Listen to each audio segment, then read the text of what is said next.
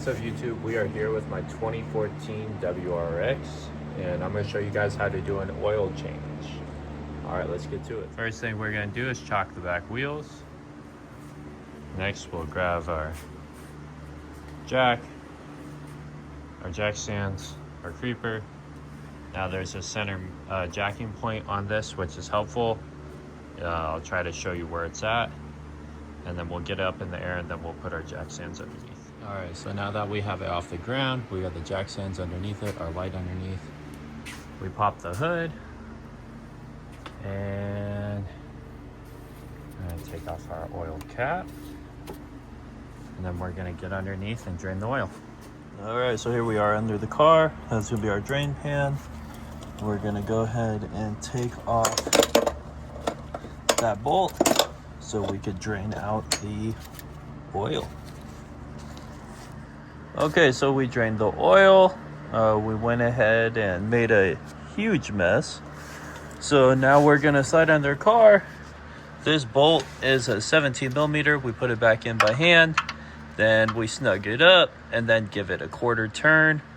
A little tap at the end and it should be nice and tight for you.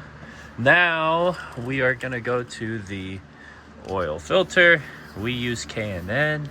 So this is a 1-inch socket that comes right off. Now if you don't have a K&N filter and you have a traditional filter, they sell various tools to take off oil filters.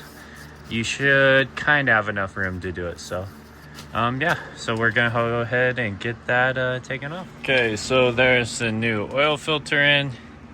It's pretty self-explanatory. Screw it out. Make sure when you screw the new one back in, the little rubber gasket on it, put some oil around, and then just tighten it up by hand. To screw it in by hand. Then go ahead and take your wrench on it. I just do light turns till it seats, and once it gets hard, then I just do like a quarter turn to really seat it in there. That's pretty much good. Never gets a leak on that. It did spill. These are aftermarket headers, but I don't know if the stock ones are in the way, but if you have these, it will spill a lot of oil on them, but it's whatever. All right, so now we're gonna go back up top and we are gonna fill it up with some oil. Okay, so now for the oil, it's recommended 5W30. Sometimes I run 5W40 Euro, but I wasn't able to find it, so I just went 5W30.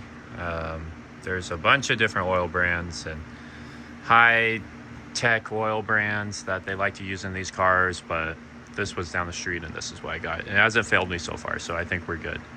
So it's gonna take 4.5 quarts with the filter change. So we'll go ahead and start adding that. Okay, so we got 4.5 quarts in there.